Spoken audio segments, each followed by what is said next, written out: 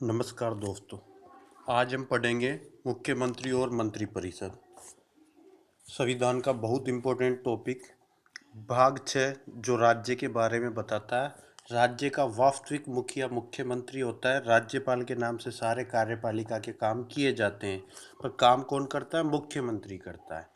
आप पढ़कर आए हैं 153 आर्टिकल में लिखा हुआ है कि राज्यपाल होगा। प्रत्येक राज्य का राज्यपाल अपने अधीनस्थ अधिकारियों की सहायता से या स्वविवेक अनुसार अपना कार्य करेगा। जो अधीनस्थ अधिकारियों की सहायता से कार्य करता है वो अधीनस्थ अधिकारी मुख्यमंत्री और मंत्रिपरिषद होता है। मंत्रिपरिषद का मुखिया होता है वो मुख्यमंत्री होता है और मुख्यमंत्री के द्वारा ही मंत्री नियुक्त किए जाते हैं। तो कुल मिलाकर राज्यपाल के द्वारा जो भी कार्य किए जाते हैं वो मुख्यमंत्री की के कहने पर ही किए जाते हैं। इसलिए राज्य में मुख्यमंत्री का पद सबसे बड़ा, सबसे प्रमुख और सबसे प्रभावशाली पद होता है। आज इसके बारे में पढ़ेंगे। लीगल पेपर के हिसाब से आर्टिकल 163 से लेके 166 167 तक पढ़ेंगे पूरा कंप्लीट, और बाकी आरपीएससी के सभी पेपरों के हिसाब से कवर करते हुए हम इसको डिटेल्स में पढ़ेंगे, जैसा आरपीएससी का पेपर पूछने का पैटर्न रहा है, क्वेश्चन जो पूछे जाते हैं।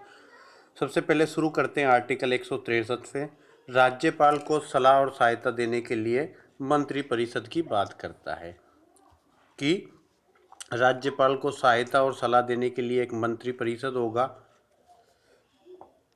अपने विवेक अनुसार को छोड़कर जहाँ जहाँ राज्यपाल अपने विवेक का उपयोग करता है, जैसे किसी दल को बहुमत नहीं आया तो मुख्यमंत्री की नियुक्ति के लिए, 356 का प्रतिवेदन देने के लिए, विधानसभा का विघटन करने के लिए सिफारिश करना, ये स्वविवेक के अधिकार है। आर्टिकल 371 ऐसे लेके जे तक।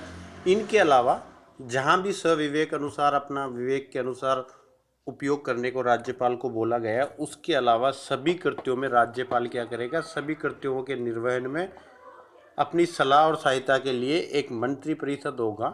तो राज्यपाल को अपने कर्तव्यों के निर्वहन में सलाह और सहायता देने के लिए क्या होगा? एक मंत्रिपरिषद होगा, जिसका प्रधान क्या होगा? मुख्यमंत्री होगा। ठीक है। तो राज्यपाल को सहायता और सलाह देने के लिए एक मंत्रिपरिषद होगा, जिसका प्रधान कौन होगा? मुख्यमंत्री होगा। अब ये प्रश्न उठता है, अगर कोई प्रश्न उठता है कि किसी सब्जेक्ट पर राज्यपाल को स्वविवेक के अनुसार कार्य करना चाहिए था या नहीं करना चाहिए था, उसको मंत्रिपरिषद की सलाह पर कार्य करना चाहिए था, तो इस पर राज्यपाल का जो विनिश्चय होगा कि उसको अपने स्वविवेक अनुसार कार्य करना था या नहीं, राज्यपाल का विनिश्चय अंतिम माना जाएगा। जहाँ जहाँ भी ये संविधान होगा, संविधान में जहाँ राज्यपाल उपयोग करेगा अपनी शक्तियों का, वो अगर स्वविवेक अनुसार कर रहा है या मंत्रिमंडल के आधार पे कर रहा है, ये विवाद उठ के कोर्ट में जाता है कि सर इनको तो मंत्रिमंडल की सिफारिश पर कार्य करना था, इन्होंने स्वविवेक अनुसार कर लिया। तो वहाँ ये विनिश्चय जो राज्यपाल करता है कि मुझे विवेक के अनुसार कार्य करना चाहिए या बिना विवेक के, कई ऐसी चीज़ें होती हैं जो संविधान में स्पष्ट नहीं लिखी।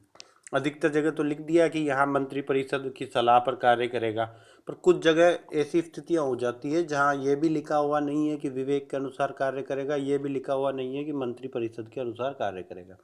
तो वहाँ अगर कोई कार्य राज्यपाल स्वविवेक से कर लेता है तो उसका विनिश्चय अंतिम होता है। ये राज्यपाल ही डिसाइड करेगा कि मंत्रिपरिषद की सलाह पर कार्य करना है या स्वविवेक से कार्य करना है। तीसरा, यदि इस बारे में कि मंत्रिपरिषद ने राज्यपाल को क्या जांच दी, क्या सलाह दी, इसके बारे में किसी भी प्रकार की कोई जांच नहीं की जाएगी। ठीक है। किसी न्यायालय में कोई भी जांच इस बारे में नहीं करेंगे कि क्या सलाह दी और क्या नहीं दी, ये स्पष्ट रूप से यहाँ पर मेंशन कर दिया गया। ठीक है। फिर भी हम आर्टिकल 74 में पढ़ के आए, एसआर बॉम्बई वर्सेज भारत संघ का केस है 1994 का। उसमें यह कह दिया था कि सलाह की जांच नहीं कर सकते, पर सलाह जिन आधारों पर आधारित होती है वो परामर्श का भाग नहीं होते, उनकी जांच की जा सकती है। तो एसआर बॉम्बई में क्या सलाह दी, उसके आधारों के आधार पर उसकी जांच की जा सकती है। एसआर बॉम्बई वर्सेज भारत संघ 1994 का इम्पोर्टेंट केस है, समाजवाद से संबंधित केस है ये। ठीक है। उसके बाद आर्टिकल 164 मंत्रियों के बारे में अन्य उपबंध की बात करता है। मंत्रियों के बारे में अन्य उपबंध क्या है? राज्यपाल, मैंने इसमें थोड़ा सा डिटेल्स के साथ लिखा है, देखो ये कि राज्यपाल बहुमत दल के नेता, जिसको भी विधानसभा में बहुमत मिलेगा उस पार्टी के दल के नेता को, जैसे राजस्थान में कांग्रेस को बहुमत मिला, 101 सीटें आ गई 200 में से, तो कांग्रेस के का जो दल का नेता बनेगा, दल का नेता अपने दल की पार्टी होती है, मीटिंग्स होती है विधायकों की, वहाँ चुन लिया जाता है। जैसे अशोक गहलोत विधायक दल का नेता चुन लिया कांग्रेस ने, तो जो भी जिस भी दल को बहुमत मिलेगा उस दल का नेता बहुमत वाले दल के नेता को मुख्यमंत्री नियुक्त करेगा। पर अगर किसी भी दल को बहुमत नहीं मिलता है, किसी के पास 80 सीटें रह गई, किसी के पास 40 रह गई, और राजस्थान में 200 विधानसभा की सीटें, 101 मेजोरिटी बहुमत की बात करता है, 101 किसी को भी नहीं मिली, तो इस स्थिति में राज्यपाल अपनी मर्जी से किसी को भी मुख्यमंत्री नियुक्त कर सकता है, परंतु मैक्सिमम 1 महीने की पीरियड के अंदर उसको विधानसभा में अपना बहुमत साबित करके दिखाना पड़ेगा कि मेरे साथ 101 विधायक हैं। अगर वो ऐसा करने में असफल रहता है तो उसको मुख्यमंत्री नहीं रहेगा।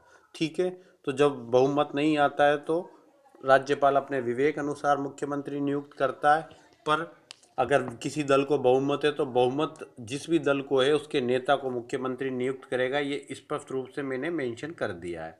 और अन्य मंत्रियों की नियुक्ति किसकी सलाह पर करेगा?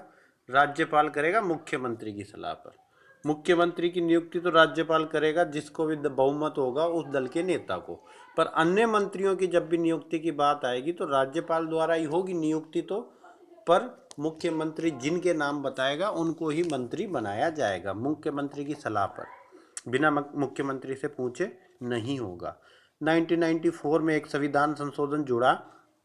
संविधान संशोधन से क्या प्रोविजन किया कि छत्तीसगढ़, झारखंड, मध्य प्रदेश, उड़ीसा, यहाँ पर क्या है, जनजातियाँ बहुत है, जनजातियाँ, शेड्यूल्ड ट्राइब्स बहुत है इस जगह पर, तो इन जनजातियों के कल्याण हेतु एक अलग से भार साधक मंत्री बनाया जा सकेगा। ये प्रोविजन 94वें संविधान संशोधन से जोड़ा गया। पर उस मंत्री को जो आपने एफटी के लिए बनाया है, जनजातियों के लिए, उसको आप अनुसूचित जाति और पिछड़ा वर्ग का भार साधक मंत्री भी बना सकते हो, वो अतिरिक्त प्रभार दे सकते हो। चारों, आपको इसके लिए कुछ याद नहीं रखना, इस परंतुक में एक तो चारों स्टेट के नाम याद रखने, छत्तीसगढ़, झारखंड, मध्य प्रदेश, उड़ीसा। ठीक है, छत्तीसगढ़, झारखंड, मध्य प्रदेश, उड़ीसा, चारों राज्यों के लिए एक एफटी का भार साधक मंत्री होगा। 94वें संविधान संशोधन से ये जुड़ा। पूछेगा निम्न में से ये 94वें संविधान संशोधन किस राज्य से संबंधित नहीं है? यहीं छत्तीसगढ़, झारखंड के साथ उत्तराखंड डाल देगा और उसके अलावा मध्य प्रदेश डाल देगा, उड़ीसा हटा देगा, एक कोई सा भी इसमें से राज्य हटा देगा। चारों राज्यों को एग्जैक्ट याद रखना, छत्तीसगढ़, झारखंड, मध्य प्रदेश और उड़ीसा। 94वें संविधान संशोधन भी याद रखना कि ये 94वें संविधान संशोधन से जुड़ा था। उसके बाद बात करते हैं, ये आरपीएससी ने इतनी बार ये क्वेश्चन पूछा है कि मंत्रिपरिषद में अधिकतम संख्या मंत्रियों की कितनी होगी। पहले क्या होता था कि जैसे 200 राजस्थान विधानसभा है, 200 में से कांग्रेस को 101 विधायक की मेजोरिटी चाहिए होती थी, तो अधिकतर 60-70 लोगों को मंत्री बना दिया जाता था। उन मंत्रियों के खर्चे राज्य की निधि पर भारित होते हैं, तो राज्य सरकार का पैसा बहुत खर्च होता था, पर दल अपने फायदे के लिए लोगों को मंत्री बना देते थे ताकि वो नाराज होकर इधर उधर भागे नहीं, विरोध ना करें। बाद में क्या हुआ कि संविधान संशोधन किया गया, और संविधान संशोधन 91वां संविधान संशोधन था, 91st संविधान संशोधन। यहाँ पर मैं मेंशन कर देता हूँ, मेंशन नहीं किया हुआ है, ये 91 संविधान संशोधन था। 91वां संविधान संशोधन के द्वारा ये डिसाइड कर दिया गया कि मंत्रिमंडल में जो मंत्रिपरिषद बनेगा उसमें अधिकतम संख्या कितनी होगी, विधानसभा के कुल सदस्यों की 15%। तो विधानसभा के जितने भी सदस्य हैं उसकी 15%। जैसे राजस्थान में 200 हैं, 200 का 15%, 200 इंटू 15/100, तो डायरेक्ट आपके 30 मंत्री राजस्थान में मैक्सिमम हो सकते हैं, मुख्यमंत्री सहित अधिकतम 30 मंत्री हो सकते हैं। पर विधानसभा का अधिकतम सीटें कितनी होती है या आप पढ़ोगे, 500 ज़्यादा से ज़्यादा हो सकती है, कम से कम 60 हो सकती है। तो अधिकतम मंत्री की विधानसभा में कितने हो सकते हैं, तो 500 का 15% निकालोगे 75 मंत्री, 75 से ज़्यादा कहीं भी नहीं हो सकते। मिनिमम की यहाँ बता देगा आपको पूछे कि मंत्री परिषद कितना हो सकता है, तो विधानसभा सदस्यों का 15% हो सकता है अधिकतम। न्यूनतम की बात करता है कि अगर कोई राज्य में जैसे विधानसभा सीटें कम होती है कि जैसे कम से कम 60 हो सकती है, तो किसी राज्य में 60 है, उसका 15% निकालोगे तो 9 ही मंत्री बनेंगे। तो यहाँ इन्होंने प्रोविजन कर दिया कि आपको ऐसी जगह जहाँ विधानसभा की सीटें कम है, वहाँ मुख्यमंत्री सहित मंत्रियों की संख्या कम से कम 12 होनी चाहिए। तो ये आप देख लेना, कम से कम 12 का प्रोविजन किया है मुख्यमंत्री सहित। मुख्यमंत्री प्लस 11 मंत्री बराबर मुख्यमंत्री सहित 12 मंत्री होने चाहिए कम से कम, और अधिकतम 15%। 15% जिस जगह की जितनी सीटें, किसी जगह 300 सीटें हैं तो उसका 15%, 15×3 = 45, मतलब 45 मंत्री हो सकते हैं। ठीक है, परसेंटेज निकालना सबको आता होगा, नहीं आता तो सीख लेना। ब्याज निकालते हैं वो इसी से निकालते हैं। ठीक है, मुख्यमंत्री की योग्यता क्या होगी, कौन मुख्यमंत्री बन सकता है? तो मुख्यमंत्री की योग्यता है कि विधानसभा के किसी भी सदन का सदस्य होना चाहिए। अगर विधानसभा का सदस्य है तो 25 वर्ष उम्र हो, और विधान परिषद का सदस्य है तो 30 वर्ष उम्र हो। तो विधानमंडल में किसी भी सदन का सदस्य हो, चाहे विधानसभा का या विधान परिषद का। दूसरा, अगर सदस्य नहीं है तो भी उसको मुख्यमंत्री बना देंगे, पर 6 महीने के अंदर उसको सदस्यता प्राप्त करनी होगी। ये प्रोविजन आप 75 में भी पढ़ के आए हुए, सेम प्रधानमंत्री वाले प्रोविजन है। उसके अलावा एक और प्रोविजन यहाँ पर लिखा हुआ पाते हो आपकी 10वीं अनुसूची के पैरा 2 के अनुसार, अगर दल बदल कानून के अनुसार किसी व्यक्ति को निरहित कर दिया तो उसको मंत्री नहीं बनाया जाएगा। मैंने वो मेंशन नहीं किया है, बहुत ज़्यादा इम्पोर्टेंट नहीं है। 52वें संविधान संशोधन से जुड़ा था कि 10वीं अनुसूची में कोई अगर निरहित है तो उसको मंत्री नहीं बनाया जाएगा। 164(2) में एक बात लिखी हुई है जो पूछी जाती है कि मंत्रिपरिषद सामूहिक रूप से किसके प्रति उत्तरदायी होता है? तो सामूहिक रूप से विधानसभा के प्रति उत्तरदायी होता है। आपको ये पूछेगा कि मंत्रिपरिषद सामूहिक रूप से विधानसभा के प्रति उत्तरदायी होता है, कहाँ लिखा हुआ है? 164(1), 164(2), 164(3), 164(4). याद रखना, ये 164(2) में है। और जो आप पढ़ते हो कि मंत्रिपरिषद केंद्र में लोकसभा के प्रति उत्तरदायी होता है, वो 75 के 3 में लिखा हुआ है। ये 164 के 2 में लिखा हुआ है कि मंत्रिपरिषद सामूहिक रूप से विधानसभा के प्रति उत्तरदायी होता है। ये सामूहिक रूप से पूरा मंत्रिमंडल विधानसभा को जवाब देने के लिए बाध्य होता है। विधानसभा सदस्य जो भी सवाल पूछ लेता है, जो भी चीज़ें पुटअप करते हैं, वो डाटा मंत्रिपरिषद को देना ही पड़ता है। तो विधानसभा के प्रति वो सामूहिक रूप से उत्तरदायी होते हैं।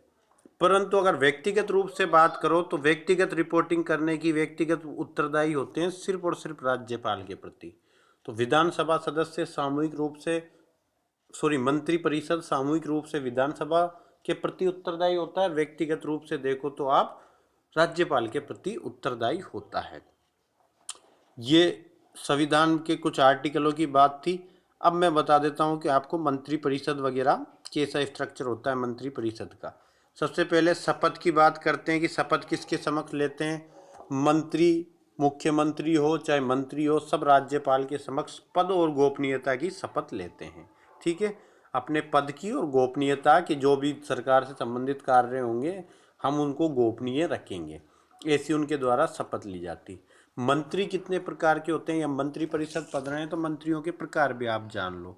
मंत्रियों के प्रकार होते हैं 3। पहला प्रकार पढ़ रहे हैं हम कैबिनेट मंत्री। कैबिनेट मंत्री के बारे में पढ़ लो कि कैबिनेट मंत्री होता क्या है।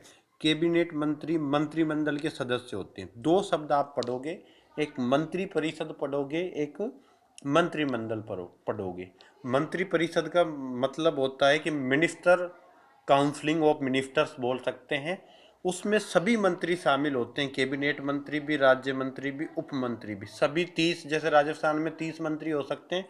30 मंत्रियों से मिलके जो वो बनेगा वो मंत्री परिषद कहलाएगा। इसमें तीनों प्रकार के मंत्री शामिल होते हैं। एक शब्द आता है मंत्रिमंडल, जिसका मतलब होता है कैबिनेट। कैबिनेट सरकार से संबंधित सभी अहम फैसले करती है। इसमें कैबिनेट मंत्री सारे शामिल होते हैं, और ये कैबिनेट मंत्री ही पूरे राज्य के जो भी चीज़ें परिवर्तन होती है, जैसे हमारे नौकरी से संबंधित सेवा नियमों में परिवर्तन, किसी विशेष जाति को आरक्षण देना है या नहीं देना, ये सब कैबिनेट में फैसले होते हैं। आपको भर्ती निकालनी है, नहीं निकालनी है, कोई नई योजना लानी है, कोई परिवर्तन करना है किसी कानून में, सारे फैसले कैबिनेट के द्वारा किए जाते हैं। उसमें इन दोनों को शामिल नहीं करते। ये जो आपके राज्य मंत्री और मंत्रिमंडल, सॉरी, राज्य मंत्री और उप मंत्री को इसमें शामिल नहीं किया जाता।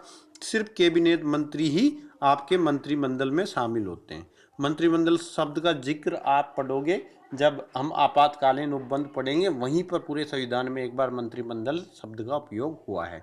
तो कैबिनेट मंत्री मंत्रिमंडल के सदस्य होते हैं, कैबिनेट के सदस्य।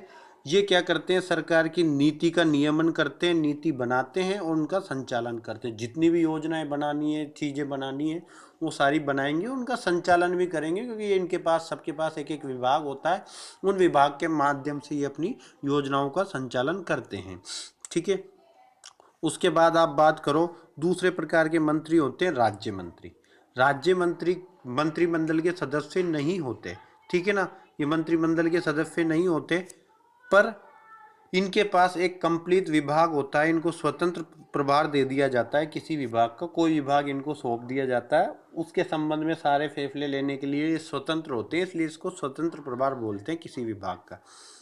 अगर इनको किसी विभाग का स्वतंत्र प्रभार नहीं देते तो ये कैबिनेट मंत्री की सहायता में कार्य करते हैं। कैबिनेट मंत्री होगा जो यहाँ पर है, इस मंत्रियों की सहायता के लिए कार्य करेंगे, इनके अधीनस्थ अंदर होके काम करते हैं। जैसे शिक्षा मंत्री है, बीडी कल्ला जी है, तो शिक्षा विभाग बड़ा कार्य है, तो शिक्षा विभाग में कैबिनेट मंत्री तो बीडी कल्ला हो गए, और राज्य मंत्री है जाहिदा खान है कामा भरतपुर से, तो राज्य मंत्री है, वो शिक्षा विभाग के अदर कार्य, शिक्षा विभाग के जो और कार्य होते हैं उसमें मंत्री जी को, बीडी कल्ला जी कैबिनेट मंत्री जी को सहायता करती है, तो वो राज्य मंत्री है जाहिदा खान। समझ गए। तो ये कैबिनेट मंत्री को सहायता करते हैं। इनको स्वतंत्र विभाग भी दे देते हैं कभी कभी, जैसे खेल मंत्रालय दे दिया। ये कोई बड़ा विभाग नहीं होता खेल मंत्रालय, जो पैसे वाले ज़्यादा विभाग होते हैं उनको बड़ा विभाग मानते हैं। एक होता है उप मंत्री, इनको कोई भी स्वतंत्र विभाग नहीं दिया जाता। ये केवल या तो कैबिनेट मंत्री के अधीनस्थ कार्य करेंगे या राज्य मंत्री की सहायता में कार्य करेंगे। समझ गए। 3 प्रकार के मंत्री, कैबिनेट मंत्री, राज्य मंत्री और उप मंत्री होते हैं। आर्टिकल 165 वेरी वेरी इंपॉर्टेंट है, क्योंकि ये कानून का पद है और हमारे पेपरों में पूछा जाता है। राज्य का महाधिवक्ता कहाँ पर है, कि आर्टिकल 165 में, और महान्यायवादी आर्टिकल 76 में। केंद्र के संबंध में जो काम महान्यायवादी के, वही काम राज्य के संबंध में महाधिवक्ता के होते हैं। महान्यायवादी को एडवोकेट, सॉरी, वो महान्यायवादी को अटॉर्नी जनरल बोलते हैं और महाधिवक्ता को एडवोकेट जनरल बोला जाता है। प्रत्येक राज्य का राज्यपाल क्या करेगा, उच्च न्यायालय के जो न्यायाधीश बनने के योग्य व्यक्ति होगा उसको राज्य का महाधिवक्ता नियुक्त करेगा। जो व्यक्ति हाईकोर्ट में जज बनने की योग्यता रखता है, हाईकोर्ट जज की योग्यता बता देता हूँ कि या तो आप 10 साल अधीनस्थ कोर्ट में जज रहे हो या आप 10 साल हाई कोर्ट में वकील रहे हो। 2 अवस्थाओं में की क्वालिफिकेशन जो पूरी करता है उसको हाई कोर्ट जज बनने की योग्यता माना जाता है। तो जो व्यक्ति हाई कोर्ट जज बनने की योग्यता रखता है उस व्यक्ति को राज्य का महाधिवक्ता नियुक्त किया जाता है। किसके द्वारा नियुक्त किया जाता है, राज्यपाल के द्वारा नियुक्त करते हैं। ये सभी नियुक्तियां होती हैं, ये मंत्रिमंडल की सिफारिश पर की जाती है, मंत्री परिषद की सिफारिश पर। ठीक है। दूसरा, महाधिवक्ता का क्या कर्तव्य होगा, कि महाधिवक्ता का वही कर्तव्य होगा जो या तो संविधान में उसको बताया गया है, संविधान में नहीं बताया तो राज्यपाल बताएगा। राज्य से संबंधित सभी केसों में राज्य की तरफ से पैरवी करता है। राज्य सरकार द्वारा विधिक सलाह मांगने जाने पर उसको सलाह देता है। जैसे अभी जयपुर बम ब्लास्ट के केस में जो आरोपी थे, वो आरोपियों को बाइज्जत बरी कर दिया, तो उस केस की सुनवाई में राज्य सरकार की तरफ से महाधिवक्ता के अधीनस्थ काम करते हैं, अतिरिक्त महाधिवक्ता वो कर रहे थे। उनको अच्छी तरह से पैरवी नहीं करने के चक्कर में उनको अभी बर्खास्त कर दिया राज्य सरकार ने, क्योंकि ये हाईलाइट हो गया था मुद्दा कि मुसलमानों का पक्ष लेती है कांग्रेस सरकार। इस आधार पर उनको बर्खास्त किया ताकि राजनीतिक दबाव से बचा जा सके, और सुप्रीम कोर्ट में उस केस के खिलाफ गए। तो सुप्रीम कोर्ट में चाहे राज्य की तरफ से कोई लड़ेगा तो भी वो भी महाधिवक्ता लड़ता है, हाई कोर्ट में भी महाधिवक्ता लड़ता है, डिस्ट्रिक्ट कोर्ट में भी चाहे तो महाधिवक्ता लड़ सकता है, अन्यथा राज्य की तरफ से पीपी वगैरह लड़ते हैं। एपीपी, एपीओ, पीपी, ये जो पद होते हैं, एसपीपी, ये सारे पद लड़ते हैं। ठीक है। हमारे से क्वेश्चन पूछा जाएगा, नियुक्ति कौन करता है, राज्यपाल। योग्यता क्या होती है, कि हाई कोर्ट जज बनने के योग्य व्यक्ति होता है उसको ही। कार्य हमसे नहीं पूछे जाएंगे, या तो विधिक कार्यों में सलाह देंगे, या राजस्थान सरकार की तरफ से सभी कोर्ट में उपस्थित होने का अधिकार होता है। प्रथम महाधिवक्ता कौन था? प्रथम महाधिवक्ता थे जीसी काफलीवाल नाम के व्यक्ति थे। ये राजस्थान के प्रथम एडवोकेट जनरल थे। और वर्तमान में कौन है? महेंद्र सिंह सिंधवी।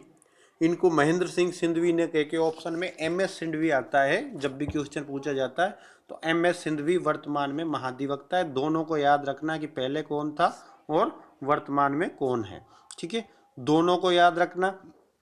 इसके अलावा महाधिवक्ता के अलावा अतिरिक्त महाधिवक्ता होता है। ये पोस्टें ना संविधान में नहीं है, पर ये सब महाधिवक्ता को सलाह और सहायता के लिए करते हैं। जैसे जेलों के इंटरव्यू में एक कॉमन क्वेश्चन सबसे पूछा जा रहा था कि सॉलिसिटर जनरल क्या होता है, तब जिनको पता था उन्होंने बता दिया कि सर संविधान में ऐसी पोस्ट नहीं है, संविधान में आर्टिकल 76 में अटॉर्नी जनरल है, पर अटॉर्नी जनरल को उसके कार्यों में सलाह और सहायता देने के लिए, सहयोग करने के लिए सॉलिसिटर जनरल पद का सृजन केंद्र सरकार ने किया है। वो सहायता देते हैं, संवैधानिक पद नहीं है, बस उसको सलाह और सहायता देने का कार्य करता है। 166 आर्टिकल क्या कहता है कि राज्य सरकार के कार्यों का संचालन राज्यपाल के नाम से किया जाएगा। वहाँ भी हमने पढ़ा था 77 आर्टिकल था कि केंद्र सरकार के कार्यों का संचालन राष्ट्रपति के नाम से किया जाएगा। इसी आर्टिकल में ये बातें लिखी हुई है कि राज्यपाल के साइन थे या नहीं थे, कोई प्रश्न उठता है, ऐसा कोई प्रसंगत नहीं किया जाएगा, चाहे साइन हो या नहीं हो। हमें वो चीज़ें नहीं पढ़नी, हमारे पेपर में उनका कोई काम नहीं होता। हेडिंग्स और राज्यपाल के द्वारा किया जाएगा, ठीक है, इतना सा। उसके बाद आप देखो तो आर्टिकल 167 क्या बात करता है?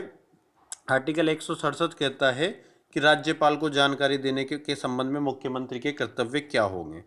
मुख्यमंत्री जो होता है वो राज्यपाल और मंत्री परिषद होती है उसके मध्य कड़ी का काम करता है, धुरी माना जाता है, मंत्री परिषद की धुरी होती है, राज्यपाल और मंत्री परिषद के बीच का व्यक्ति होता है, ठीक है। मंत्रिपरिषद ने क्या सलाह की, क्या राय दी, वो मुख्यमंत्री ही राज्यपाल को बताता है, ठीक है।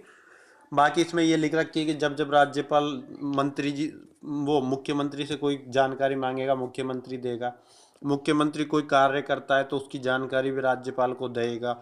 ऐसा कोई कार्य था जो मंत्री परिषद मंत्री ने किया था, कोई चीज बनाई थी, मंत्री ने कोई योजना बनाई थी, पर वो मंत्री परिषद के समक्ष नहीं रखी, तो राज्यपाल उसको मंत्री परिषद के समक्ष रखवा देता है। ये बातें इसमें लिखी हुई है पर हमारे काम की नहीं है, ठीक है। दूसरा, मंत्री अपना त्याग पत्र किसको देगा? मंत्री अपने त्याग पत्र किसको देता है? राज्यपाल को देता है। ये इस आर्टिकल की बातें नहीं है, वह एक्स्ट्रा बिंदु है जो मैं आपको बताना शुरू कर रहा हूँ। मंत्री अपना त्याग पत्र किसको देगा? राज्यपाल को। तो वो त्याग पत्र देते ही पदमुक्त हो जाता है, जैसे अपना इस्तीफा दिया वो राज्यपाल को इस्तीफा देते हैं, अपने पद से फ्री हो जाता है। या फिर अविश्वास प्रस्ताव आ जाता है, अगर कोई विपक्ष अविश्वास प्रस्ताव लाता है। अविश्वास प्रस्ताव में क्या होता है कि एक प्रस्ताव आता है जो 1/3 सदस्यों के द्वारा आता है वो प्रस्ताव, और विधानसभा की मेजोरिटी से पास हो जाता है कि इस दल के पास बहुमत नहीं है, हमारे पास 101 आदमी, इनके पास 101 नहीं है, ऐसा अविश्वास प्रस्ताव पेश किया जाता है। तो वो अविश्वास प्रस्ताव पास हो जाता है, तब भी मंत्री अपना पद खत्म हो जाता है मंत्रियों का। या फिर मुख्यमंत्री को जैसे ही पद से हटा दिया जाता है, जैसे ही मुख्यमंत्री को अपना पदच्युत करना मतलब पद से हटा देना होता है, या फिर मुख्यमंत्री अपना त्याग पत्र दे देता है, इस्तीफा दे देता है, तो उसी समय सारी मंत्री परिषद अपने आप ही समाप्त हो जाते हैं। जितने भी मंत्री थे वो समाप्त हो जाएंगे। नया मुख्यमंत्री जो भी बनाएगी, मान लो आज कांग्रेस अशोक गहलोत से इस्तीफा मांग लेती है, तो जितने भी मंत्री हैं जो बने हुए घूम रहे हैं या 30 मंत्री, इनका पद अपने आप समाप्त हो जाएगा। नया मुख्यमंत्री कांग्रेस जिसको भी बनाएगी वो नए मंत्रियों का फैसला करेगा। तो मंत्री परिषद हमेशा मुख्यमंत्री के पीछे ही चलती है, आप ये समझ लो। दूसरा कि विधानसभा है उसको भंग करने की सिफारिश मुख्यमंत्री कर सकता है। मुख्यमंत्री को लगता है कि अभी 5 साल में विधानसभा अपने आप भंग हो जाती है, नई विधानसभा नए सदस्य चुन के आते हैं, पर कभी कभी मुख्यमंत्री को लगता है कि 4 साल होने में आए, राज्य में अच्छा माहौल है, मेरे पक्ष में ठीक ठाक माहौल है, और अभी चुनाव हो जाए तो मैं सरकार में वापस आ जाऊंगा, हमारी सरकार रिपीट हो जाएगी। तो 5 साल से पहले भी मंत्री विधानसभा को भंग करके चुनाव में जा सकता है। तेलंगाना में 2-3 साल पहले ऐसे ही हुआ था, तेलंगाना के CM ने किया था। वहाँ मंत्रिपरिषद भंग करके चुनाव में चले गए। एक पद होता है संसदीय सचिव का पद। संसदीय सचिव का पद के बारे में पूछा जाता है कि ये पद होता है, इसकी नियुक्ति, संसदीय सचिव की नियुक्ति किस लिए की जाती है। पहली बात तो ये मंत्री के इक्वल इनको पोस्ट दे देते हैं, काम कुछ नहीं होता इनके पास, सिर्फ लाल बत्ती की गाड़ी पहले मिल जाती थी, आजकल तो मंत्रियों को लाल बत्ती की गाड़ी नहीं देते। तो संसदीय सचिव की नियुक्ति मुख्यमंत्री द्वारा की जाती है और इनको शपथ भी मुख्यमंत्री ही दिलाता है। यहाँ तक हमने पढ़ लिया है। अब हम पढ़ते हैं कुछ इम्पोर्टेंट फैक्ट जो वेरी वेरी इम्पोर्टेंट है और पेपरों में पूछे जाते हैं। पहला कि राजस्थान के प्रथम मुख्यमंत्री कौन थे। आप एक एक फैक्ट पर ध्यान देना कि राजस्थान के प्रथम मुख्यमंत्री कौन थे। प्रथम मुख्यमंत्री थे राजस्थान के हीरालाल शास्त्री। ठीक है, प्रथम मुख्यमंत्री कौन थे? हीरालाल शास्त्री। फिर प्रथम निर्वाचित मुख्यमंत्री, यहाँ शब्द आया निर्वाचित। तो दो प्रकार से मुख्यमंत्री बनते थे। पहला चुनाव 1992 में हुआ राजस्थान में, और पहला मुख्यमंत्री 1949 में ही बन गया था। तो 1949 से 1992 तक, 92 में चुनाव हुआ, चुनाव होने के बाद निर्वाचित होकर नया मुख्यमंत्री आया। तो 1949 से 1992 तक डायरेक्ट मनोनीत किए जाते थे मुख्यमंत्री। वो मनोनीत कौन करते थे कि केंद्र में जो बैठे हुए थे जवाहरलाल नेहरू जी या कांग्रेस पार्टी, वो डिसाइड कर देती थी ये मुख्यमंत्री बनेंगे, वो बन जाते थे। ठीक है, तो ये प्रथम मुख्यमंत्री हीरालाल शास्त्री थे, ये मनोनीत ही थे। ठीक है, पहली बार चुनाव हुए 1952 में, और चुनाव के बाद जो मुख्यमंत्री बने वो टीकाराम पालीवाल बने। तो इनको प्रथम निर्वाचित मुख्यमंत्री कहते हैं। एकमात्र मुख्यमंत्री जो मनोनीत भी रहे, पहले वो 1952 से पहले मनोनीत भी सीएम रहे और बाद में वो निर्वाचित होकर भी मुख्यमंत्री बने, वो थे जय नारायण व्यास। जोधपुर के थे ये। एकमात्र मंत्री है जो मनोनीत भी रहे और निर्वाचित भी हुए, दोनों ही तरीके से सीएम बने, बाय सिफारिश भी और चुनाव जीत कर भी। इंडियन सिविल सर्विस का एक अधिकारी थे जिनको मुख्यमंत्री नियुक्त किया गया, उनका नाम था एस वेंकटाचारी। ये केंद्र ने कुछ समय के लिए इनको नियुक्त किया था जब राजस्थान में कोई मुख्यमंत्री नहीं था। तो ये एक इंडियन सिविल सर्विस आईएएस अफसर जो मुख्यमंत्री रहा, एस वेंकटाचारी। फिर राजस्थान में सर्वाधिक समय तक सीएम कौन रहा? मोहनलाल सुखाड़िया जी, 17 वर्ष तक। गहलोत जी अभी 15 वर्ष पूरे कर लेंगे, 5-5 साल के 3 टर्म, पर सबसे ज़्यादा कौन रहा? मोहनलाल सुखाड़िया। राजस्थान का निर्माता भी माना जाता है इनको, उदयपुर के थे ये। तो सर्वाधिक समय तक मुख्यमंत्री मोहनलाल सुखाड़िया। एक एक फैक्ट आपको याद होना चाहिए, आरपीएससी जेएलओ के पेपर में ऐसे क्वेश्चन पूछती है। ठीक है, न्यूनतम समय के लिए मुख्यमंत्री कौन रहे? हीरालाल देवपुरा नाम के व्यक्ति थे, मात्र 16 दिन के लिए सीएम बने, बाद में बहुमत साबित नहीं कर पाए तो अपना पद छोड़ना पड़ा। एकमात्र अल्पसंख्यक मुख्यमंत्री, जो जाति कम होती है तो ये मुस्लिम समाज को अल्पसंख्यक माना जाता है, जैन समाज को, बौद्ध समाज को। तो एकमात्र अल्पसंख्यक समुदाय से मुख्यमंत्री रहे बरकतुल्ला खान, और ये एकमात्र ऐसे सीएम भी रहे जिनकी पद पर रहते हुए मृत्यु हो गई। मुख्यमंत्री बनने के बाद जो मरता मरता व्यक्ति भी 5 साल आराम से पूरे करके जाता है, इतनी सुख सुविधाएं मिलती है कि वो मरता ही नहीं। पर ये बरकतुल्ला खान मुख्यमंत्री बनने के बाद उसी पद पर रहते रहते इनकी मृत्यु हो गई। दोनों फैक्ट याद रखना, एकमात्र अल्पसंख्यक मुख्यमंत्री रहे अब तक और पद पर रहते हुए इनकी मृत्यु हो गई थी। फिर राजस्थान के अनुसूचित जाति के पहले मुख्यमंत्री, एससी अनुसूचित जाति के प्रथम मुख्यमंत्री कौन थे? जगन्नाथ पहाड़िया। ठीक है, जगन्नाथ पहाड़िया अभी कोरोना के टाइम पे ये एक्सपायर हुए थे। राजस्थान के एकमात्र अनुसूचित जाति के मुख्यमंत्री, या प्रथम दलित मुख्यमंत्री पूछ ले तो भी आप जगन्नाथ पहाड़िया ही मेंशन करके आना। प्रथम महिला मुख्यमंत्री वसुंधरा राजे सिंधिया, इनका जन्मदिन आता है 8 मार्च को, जब महिला दिवस मनाया जाता है।